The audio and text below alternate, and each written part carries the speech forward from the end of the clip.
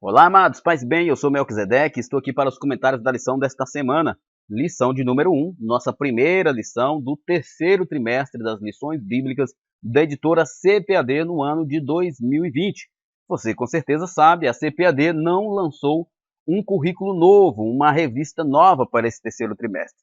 O que nós estamos estudando aqui é um relançamento, né? Que a CPAD já lançou essa revista há muito tempo atrás, se eu não estou aqui enganado, em 93, e ela está relançando esta lição, né, que com o tema Os Princípios Divinos em Tempos de Crise, né, Reconstrução de Jerusalém, o avivamento espiritual com exemplos para nossos dias. Esse é o tema da revista que nós estamos estudando. Mas o ebdemfoco.com também criou o seu próprio currículo da escola dominical. Para você que queria uma alternativa, e tem muita gente aderindo à alternativa do ebdemfoco.com, nós lançamos uma revista com o tema escatologia, né? Conhecendo aí mais sobre o contexto escatológico da doutrina pentecostal. Você que tem interesse neste conteúdo, você vai encontrar a nossa revista, ela não está impressa, nós só temos ela em PDF, gratuito, né? No site do ebdemfoco.com, você vai, se você já é assinante, você vai usar os slides. Se você não é assinante, você faz a assinatura e você terá os slides. Aí você vai escolher se você vai usar essa lição aqui, que é um relançamento, se você vai escolher o lançamento inédito do EBD em Foco, né?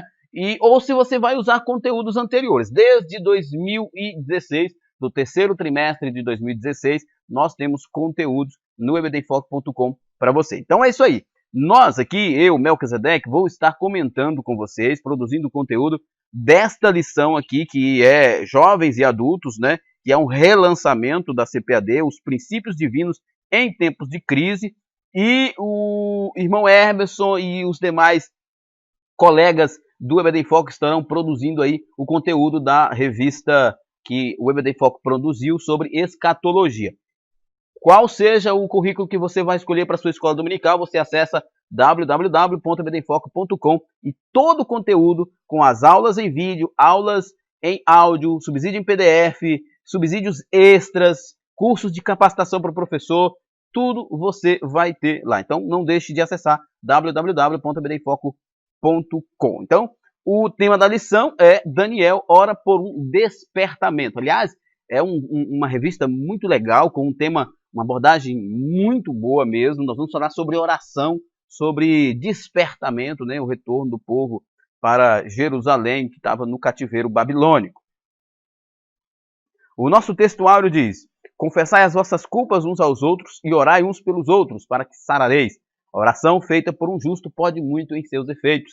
Tiago, capítulo 5, verso 16. O apóstolo Tiago fazendo menção aqui da grandeza, da importância da oração, né? Muitas pessoas têm muitas dificuldades em orar. Eu particularmente acredito que das mais difíceis disciplinas na vida cristã é orar, mas é das mais importantes. Há alguns pregadores que chegam a dizer que se você não ora, você já se desviou. Se você ainda não se desviou, mas você está a caminho da deserção aí do caminho de Cristo. É inadmissível um cristão que se diga cristão e que ele não tem uma vida de oração.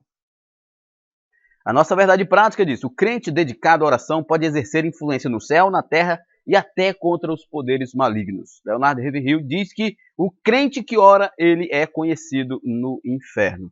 Leonardo Ravenhill diz que quando Paulo escreveu que ele já estava sendo cotado como oferta líquida, né? E ali traz uma ideia de que ele sabia que a morte dele estava chegando ao final, que ele havia combatido o bom combate, acabado a carreira, mas guardado a fé.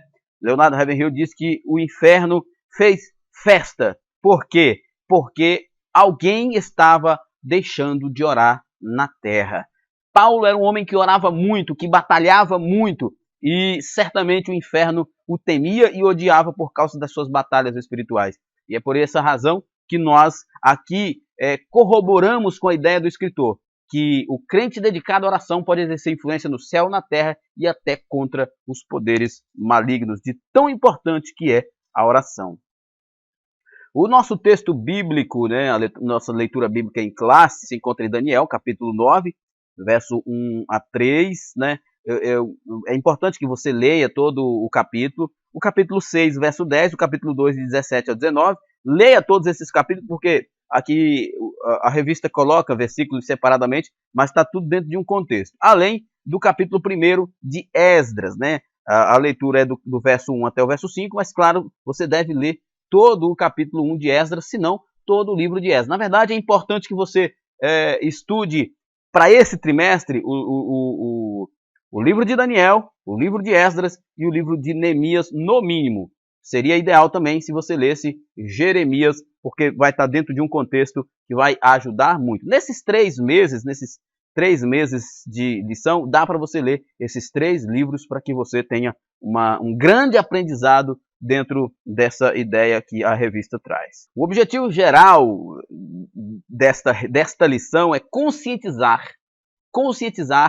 os crentes sobre a necessidade de estudar a palavra e orar em busca de um despertamento proveniente de Deus nesses dias trabalhosos. Esse objetivo geral ele é muito importante, ele fala muito, especialmente a mim, que como professor, como superintendente de escola dominical, como pregador da palavra de Deus, que nós, especialmente, que somos pregadores, precisamos estar muito preocupados com o estudar e o orar, para que nós possamos promover um despertamento bíblico na vida da igreja das quais nós estamos na liderança. Nossa introdução. Os crentes fiéis brilham com uma luz. Mateus 5:15 diz, né? Resplandeçam a vossa luz. Resplandecem na luz de uma geração corrompida e perversa, como Paulo diz em Filipenses 2:15. Assim era Daniel quando no ano 600 a.C. foi levado cativo para a Babilônia. Daniel 1, de verso 1 até o verso 4, verso 6. Era ainda muito jovem e tinha cerca de 15 anos. Então, olha só, como nós vamos falar um pouco sobre Daniel nessa lição, nós vemos aqui que ele foi levado para a Babilônia e ele era um garoto. É muito interessante notar que o judeu naquela época, e até hoje os judeus ortodoxos, eles têm muito zelo em ensinar os filhos a aprender o máximo da palavra de Deus, o máximo da Torá, enquanto criança, para que quando eles cresçam não se desviem da Torá, né, da lei de Deus. Então, Daniel era um garoto de 15 anos aproximadamente, e ele era extremamente instruído na lei e em muitas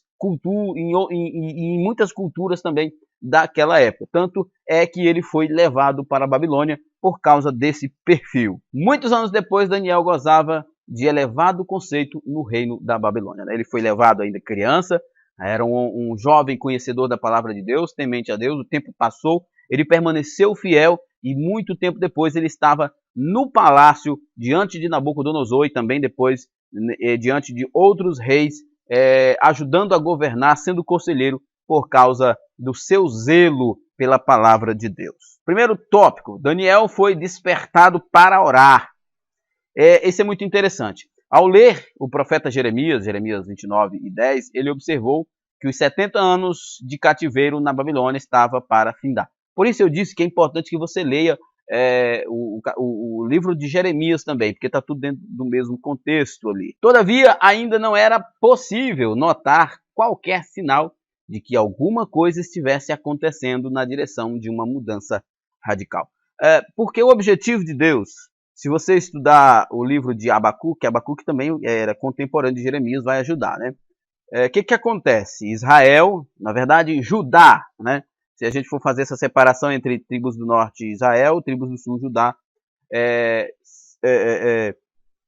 Judá estava vivendo numa profunda apostasia, numa profunda idolatria. E Deus fala para Jeremias e para Abacuque que ele mandaria os babilônios para punir o povo, para que o povo abandonasse as suas idolatrias. E essa punição era os 70 anos de cativeiro na Babilônia. O ideal, né, o objetivo de Deus era que o povo fosse para lá, o povo fosse punido, o povo refletisse e se voltasse para Deus. Então, Daniel, quando lê o livro de Jeremias, ele percebe que aquele tempo está se terminando.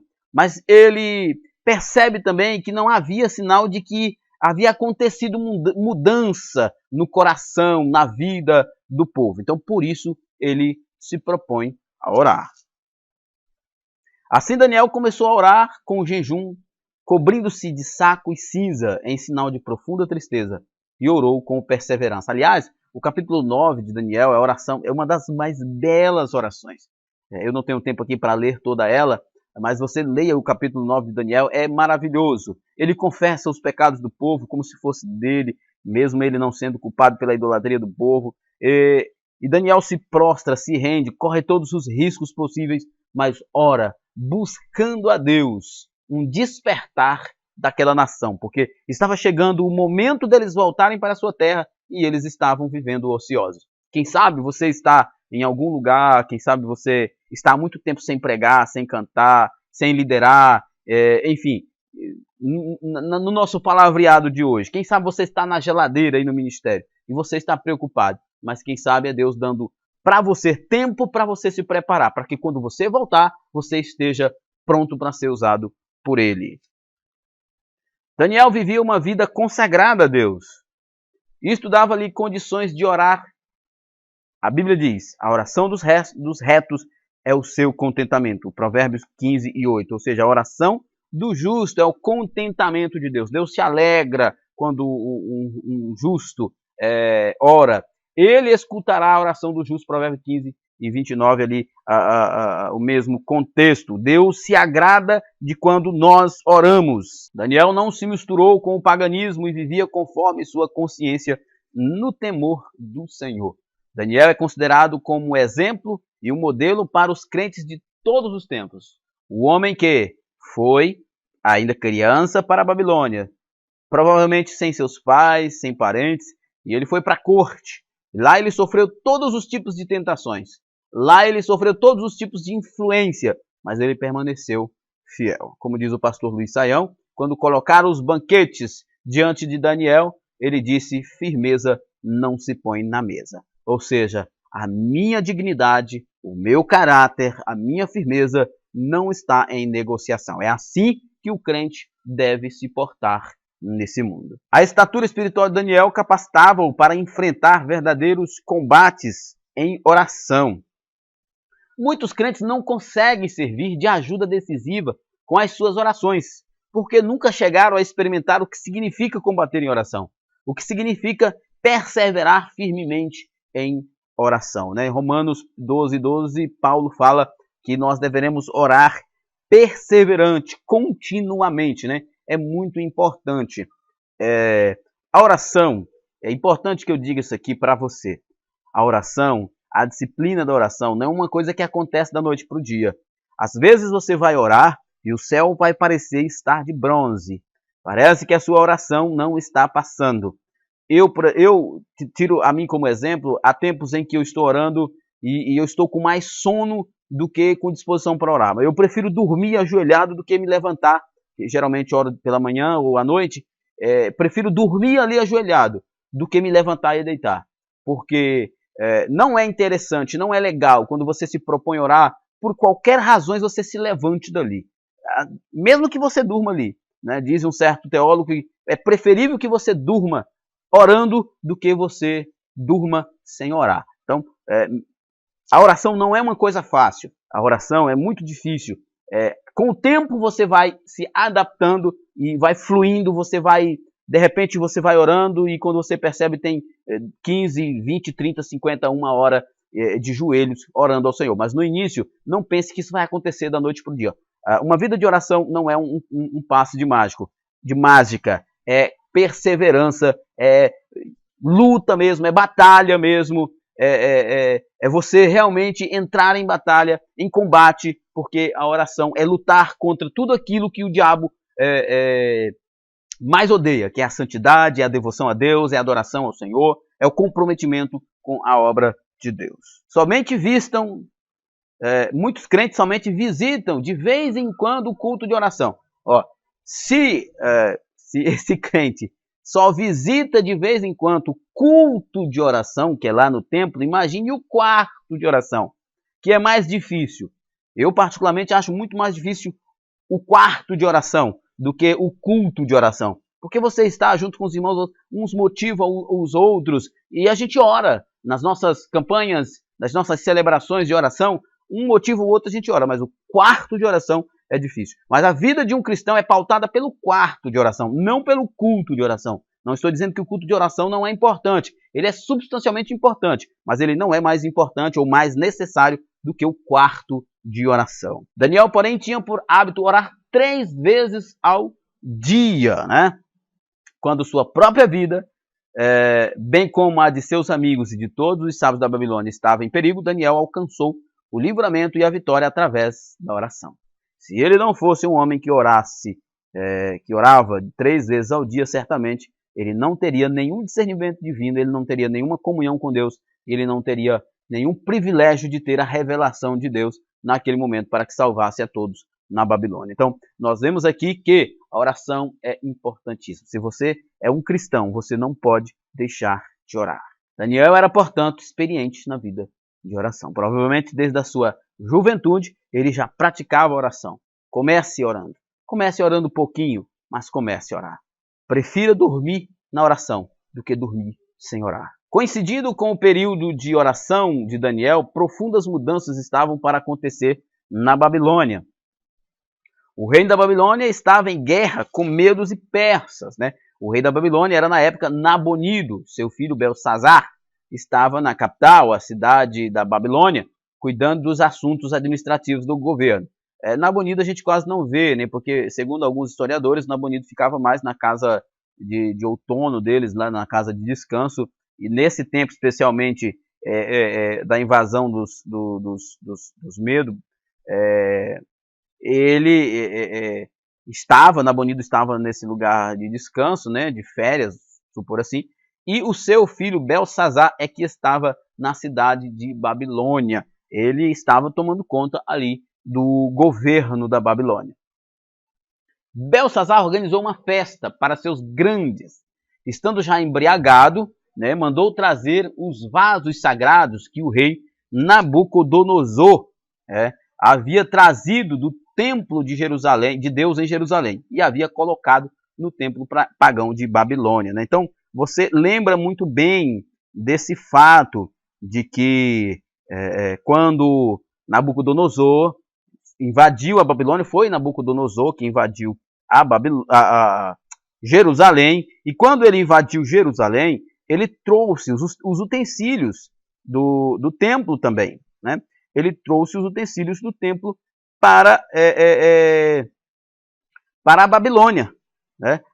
E naquele momento ele colocou aqueles utensílios ali para que pudesse enfeitar o templo, né? Ou mesmo guardando eles, escondeu eles ali naquele templo pagão. Não há nenhuma evidência de que eles estavam sendo usados no templo pagão da Babilônia, mas eles estavam lá, escondidos, né? Nabucodonosor havia escondido estes utensílios sagrados e não estavam sendo usados. Até que, nesse tempo, quando Beltesazar estava lá no comando do governo, enquanto provavelmente seu pai, né, Nabonido, estava em algum lugar aí descansando, ele pegou, né, na sua arrogância, na sua soberba, ele pegou estes utensílios e levou para a sua festinha particular, né?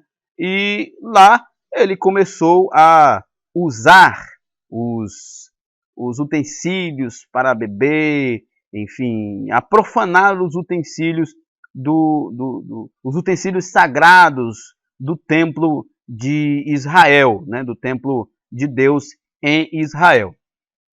E aí, o que acontece? Né? Nós temos aqui aquele momento em que Beltesazar organiza a festa e, para se mostrar, né, na sua arrogância, traz ali os utensílios que Nabucodonosor havia escondido no templo babilônico. Ele e todos os seus convidados beberam vinho nestes vasos santos, né? Daniel capítulo 5, 2 e 4. Nós vemos aqui em Daniel capítulo 5 nós temos as inscrições, né, que foi dita ao rei, né? Houve então uma intervenção divina. O rei viu que dedos de mão de homens escrevia na parede de frente do castiçal. Acabou-se a alegria da festa, os joelhos do rei tremiam. A inscrição está cá no verso 25 de Daniel capítulo 5, né? Diz bem assim, ó. Mene tekel urfazim.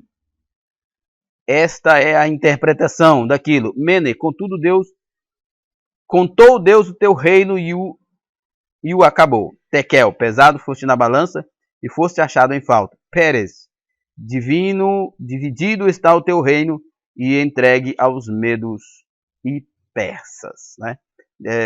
Enquanto Beltesazar estava lá na sua festinha, na sua farra, Deus então entrou em julgamento para aquele reino, porque eles chegaram no limite, profanando os utensílios do templo de Deus.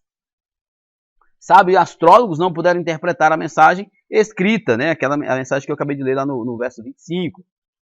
Finalmente, Daniel foi introduzido na festa e interpretou o texto escrito na parede. Entre outras coisas, estava escrito: dividido foi o teu reino e deu-se aos medos e persas. Capítulo 5, verso 28. Naquela mesma noite foi morto Beltesazar, rei dos caldeus, né? Ele zombou de Deus, e a gente vê na história que de Deus não se zomba. Tudo que o homem plantar, isso também colherá. A resposta às orações de Daniel, segundo tópico. Daniel havia orado lembrando-se da promessa de Deus registrada pelo profeta Jeremias. Vos darei e cumprirei sobre vós a minha boa palavra, tornando-vos a trazer a este lugar. Jeremias 29 e verso 10. Com a queda do reino babilônico e com o início do governo do rei Ciro, as coisas evoluíram com muita rapidez, deixando todos surpreendidos e admirados. Então, quando Beltesazar morre, Ciro, né, do rei dos Medo-Persas, invade a Babilônia, conquista a Babilônia, e ele então começa o processo de trazer de volta o povo de Israel da Babilônia para Jerusalém, e a reconstrução de Jerusalém, a reconstrução dos muros e a reconstrução do templo. A Bíblia relata o que realmente aconteceu. Vamos lá. No primeiro ano de Ciro, rei da Pérsia, para que se cumprisse a palavra do Senhor por boca de Jeremias, despertou o Senhor o espírito de Ciro, rei da Pérsia, o qual fez passar pregão por todo o seu reino, como também por escrito, dizendo: assim diz Ciro, rei da Pérsia, o Senhor Deus dos céus me deu todos os reinos da terra, e ele me encarregou de lhe edificar uma casa em Jerusalém, que é em Judá. Quem há entre vós, de todo o seu povo, seja seu Deus com ele, e suba a Jerusalém, que é em Judá, e edifique a casa do Senhor, Deus de Israel. Ele é o Deus que habita em Jerusalém. Esdras, capítulo 1, verso de 1 a 3. Né? Então, o que acontece? A oração de Daniel trouxe um avivamento no tempo certo. E o coração de Ciro é que foi avivado para cumprir o propósito de Deus para aquela nação. Às vezes, nós estamos orando e nós estamos olhando para dentro ali da nave da igreja, para aquelas pessoas que estão ali, para aqueles obreiros que estão ali, e você começa a orar por um avivamento, por um despertamento, e você percebe, não tem jeito, não vai acontecer. Mas de repente, Deus salva alguém, ou Deus traz alguém de fora, de outro lugar, para aquele ambiente aonde o despertamento vem. E é fruto das orações. Então, vamos continuar orando como Daniel. Conforme esta declaração de Ciro, estava cumprida a promessa divina dada através do profeta Jeremias. Mas tudo foi como diz a Bíblia.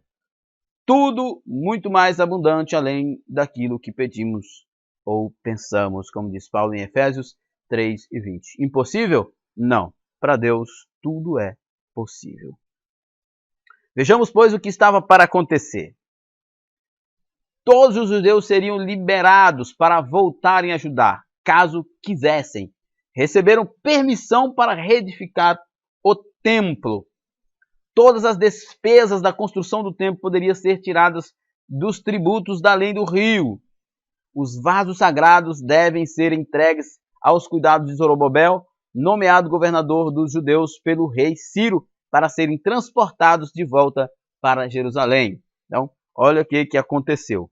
Tudo aquilo que Israel precisava para reconstruir o templo, reconstruir os muros de Jerusalém, Deus providenciou, movendo o coração de Ciro. Vale lembrar aqui que o único utensílio sagrado que de maior destaque que não voltou foi a Arca da Aliança. Há alguma razão. Na verdade, não se sabe nem se ela foi levada para a Babilônia. Não se sabe o que aconteceu com ela. O resultado de um despertamento proveniente de Deus. Isso é muito importante, nós falarmos de um despertamento proveniente de Deus. O rei Ciro foi despertado em seu espírito, em resposta às orações de Daniel, certamente. Despertou o Senhor o espírito de Ciro. Esdras, capítulo 1, verso 1. Todavia, por meio de seu contato com Daniel, é que Ciro veio a conhecer a Deus. E talvez até mesmo o adorasse, né? Talvez. Mas eu quero crer que foi pelas orações de Daniel e daqueles que se empenharam em orar que Deus usou um ímpio, um gentil, um pagão para fazer a cidade e o templo ser reconstruídos. Ciro teve uma experiência pessoal com Deus no seu coração e passou a compreender as realidades de Deus que ele antes ignorava, né? Isso por causa das orações de um homem. Ciro passou a ver a Deus como Senhor dos céus. O grande rei Nabucodonosor demorou a aprender esta lição, né? Nós vemos lá que ele se exaltou demais, Deus levou ele para o meio dos animais até que ele reconhecesse o poder de Deus. Cada despertamento verdadeiro faz com que o homem veja a majestade de Deus, sentindo a sua própria pequenez, o seu pecado e a sua baixeza. Somente, esta frase é importante, somente com o verdadeiro avivamento, com o verdadeiro despertar, com o verdadeiro voltar para a palavra, com a verdadeira vida de oração, nós iremos compreender a majestade de Deus, a nossa pequenez, a baixeza do nosso pecado e a necessidade que nós temos de Deus. Saulo assolava, perseguia, fazia e desfazia, mas quando se encontrou com Jesus no caminho de Damasco, caiu por terra e apenas pôde perguntar: quem és, Senhor? É muito importante. Nós estamos vivendo um tempo em que os cristãos, eu digo isso os cristãos, não estou dizendo nem o povo de fora, mas os cristãos, aqueles que chamam pelo nome de Deus, precisam acontecer com eles como aconteceu com Paulo, ser lançado ao chão, serem tirado aquilo que eles mais querem, que eles mais amam, para que eles reconheçam a grandeza de Deus. A Bíblia diz que ninguém pode dizer que Jesus é o Senhor se não for pelo Espírito Santo. Ou seja, ninguém pode adorar a Deus se não for por um avivamento produzido pela palavra de Deus e pelo Espírito de Deus. Ciro teve uma experiência com Deus, que é santo. Os vasos sagrados haviam sido roubados do templo de Jerusalém por Nabucodonosor e guardados no templo pagão de Babilônia, segundo as Crônicas 36 e 18. Ciro era agora o responsável por eles, e mesmo sendo esses vasos muito valiosos, ele queria voluntariamente devolvê-los. Esdras, capítulo 1, de 7 a 5. Você pode ler esses textos e você vai compreender melhor essa história. Assim acontece sempre em cada despertamento verdadeiro. Quando Zaqueu teve seu encontro com Jesus, quis devolver o que havia ganho com usura. Ou seja, tudo aquilo que é adquirido de forma ilegal, de forma errada. Todo aquele pecado que antes existia. Quando você tem encontro com Cristo, é preciso ser abandonado. Se você defraudou alguém, é preciso ser restituído. É preciso haver arrependimento verdadeiro. O rei Ciro recebeu bênçãos espirituais. O profeta Isaías, 200 anos antes, profetizou acerca de Ciro, chamando-o de ungido do Senhor. Isso nos permite entender que o Espírito Santo deve ter lhe proporcionado alguma bênção espiritual. Ou, se não, que Deus usa quem Ele quer, né? Deus preparou Ciro para aquele momento. Deus preparou Nabucodonosor para castigar o povo, para que o povo se voltasse para Deus. E Deus usou Ciro para trazer o povo de volta para Jerusalém. Cada despertamento traz bênção para o coração do crente. Opa! Vamos voltar aqui. Como você percebeu, esta lição específica não tem conclusão. Então, a nossa conclusão é essa aqui. Cada despertamento traz bênção para o coração de cada crente. E esse despertamento só vai chegar nas nossas vidas, nas nossas igrejas, através da leitura da palavra, através da oração e de um voltar para a palavra de Deus, lendo e meditando nela tempo todo. Amém? Então, é isso aí. Estamos chegando ao final do nosso comentário nesta lição. Que Deus em Cristo nos abençoe e até a próxima. Paz e bem a todos.